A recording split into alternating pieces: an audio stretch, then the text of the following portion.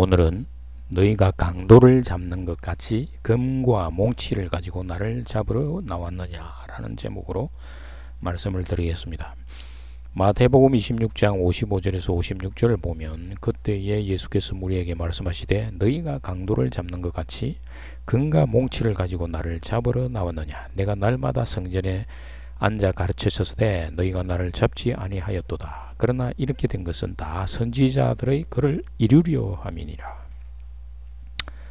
예수님은 제사장을 포함한 유대 지도자들과 유대인들에게 자신은 하나님의 아들이며 성전이 무너질 것과 3일 만에 성전을 일으킬 것을 말씀하셨습니다.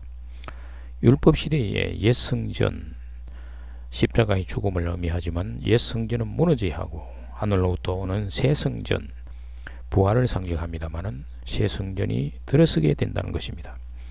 예수님은 수많은 표적을 행하시고 병든 자를 치유하시며 죄로부터 해방시켜 주셨으며 죽은 자를 다시 살리시는 누가 봐도 하나님의 역사가 아니면 할 수 없는 일을 행한 것입니다.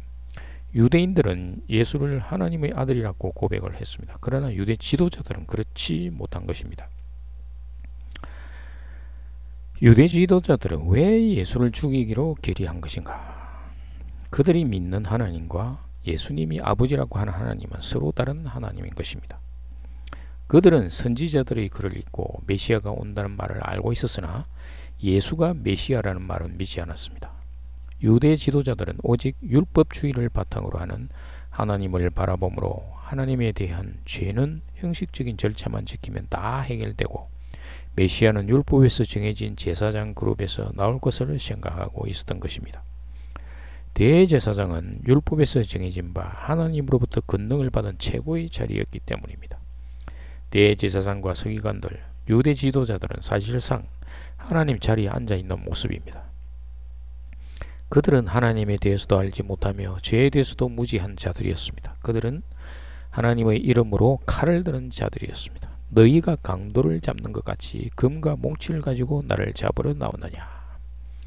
예수님은 유대 지도자들을 향하여 칼과 몽치를 든 강도로 비유했습니다. 강도는 남이 가진 것을 칼과 같은 무력으로 빼앗는 자들입니다.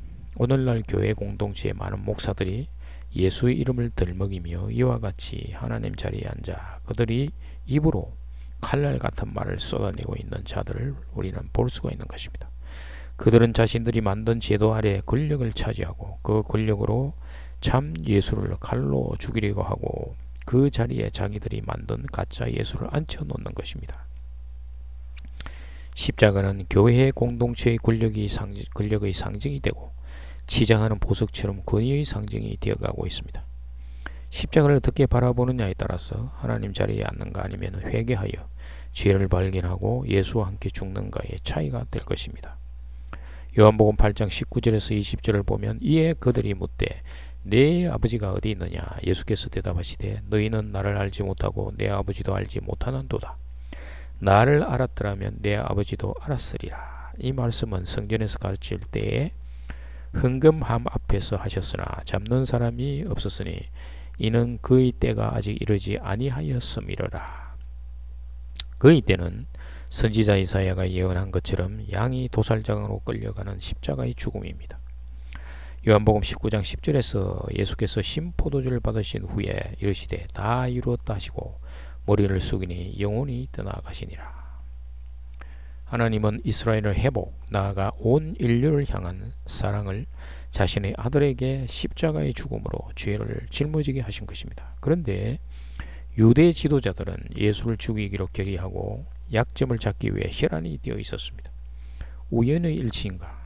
죄의 근본은 하나님을 대적하는 것입니다. 세상의 이치에서도 부모와 자식 간의 관계에서 자식이 부모를 공격할 때 그 죄를 가리기 위해서 부모가 그 자식을 쌓게 됩니다. 하나님 나라에서 범죄한 천사가 하나님을 대적했을 때 하나님은 그들의 영을 흙 속에 가두고 회개하여 돌아오게 했으나 인간은 끝없는 죄악 속으로 들어간 것입니다. 결국 하나님은 아버지의 마음으로 인간들의 죄악을 자신이 손수 감싸 안는 방법으로 해결하시는 것입니다. 하나님의 아들 예수가 십자가를 지는 것은 이미 창세전에 예정되어 있는 일이었으며 선지자들을 통해서 예언되어 왔던 것입니다. 많은 선지자들이 메시아 출현을 예언해 왔으며 특히 이사야나 스가랴 선지자는 메시아의 죽음에 대해서 예언을 했습니다. 유대 지도자들이 하나님의 아들이신 예수를 죽이려 하는 것은 단순히 영의 눈이 닫혀서 그렇게 한 것이 아니라 모든 세상 사람들은 자신이 하나님의 자리에 앉아 있으므로 하나님의 아들이라는 예수를 죽이려는 마음이 생기는 것입니다. 죄의 근본은 하나님처럼 되고 싶은 탐욕의 마음을 가지는 것이고 이것이 하나님을 대적하게 만드는 것입니다. 하나님은 스스로 인간이 되어 십자가에서 죽고 죄를 깨닫고 예수와 연합하여 죽는 자를 다시 하나님 나라로 돌아오게 하는 것입니다. 성경은 예수가 로마 시대 당시에 제사장 그룹에 항거하다가 신성모독이라는 제명으로 십자가에서 처형당했는데 이는 단순히 역사적인 사건이 아니라 인류를 향한 대속의 죽음이라는 것이며 이것은 이미 선지자들이 예언한 것이라고 합니다. 유대 지도자들 자신들만이 하나님의 아들 자리에 앉을 수 있는데 감히 보잘것없는 나사렛 출신 청년이 하나님의 아들이라는 것을 듣고 참을 수가 없었던 것입니다. 그 예언은 이사야 53장에서 당시 이스라엘의 상황을 자세히 설명하고 있습니다. 이방 나라의 지배를 받는 황폐한 이스라엘에 평화의 좋은 소식이 전해졌는데 그 소식은 하나님이 통치하신다는 것입니다. 그러나 그 소식을 듣는 이로 하여금 침묵하게 만들었는데 소식을 접한 이들은 침묵하게 된 이유는 이전에 들어보지도 못한 소식이었고 경험해보지 못한 것을 보고 깨달았기 때문입니다. 바벨론에 끌려온 이스라엘 백성들은 하나님께서 택하신 민족이라는 자부심으로 율법을 맡은 자라는 교만함으로 살아온 지난 세월 동안 그들은 오히려 하나님을 마음 아프게 하고 우상에 젖어 살았으며 영혼은 병들고 피폐해져 가고 있었던 것입니다. 그 결과로 이스라엘은 바벨론의 포로로 끌려와 있음을 깨닫게 되었습니다. 고집스럽게 불순종하던 율법을 재해석해 보았고 끊임없이 하나님을 거부하였던 지난날의 역사를 살펴보기 시작했습니다. 그리하여 얻은 결론은 매우 가슴 아프지만 타락한 자신들을 향한 하나님의 심판임을 그들은 인정하게 되었습니다. 그 이후로 공의와 구원을 베푸시는 하나님의 은혜와 임재 그리고 구원의 손길을 그들은 애타게 기다린 것입니다. 이스라엘은 힘없이 바벨론에 끌려간 상황이 되었습니다.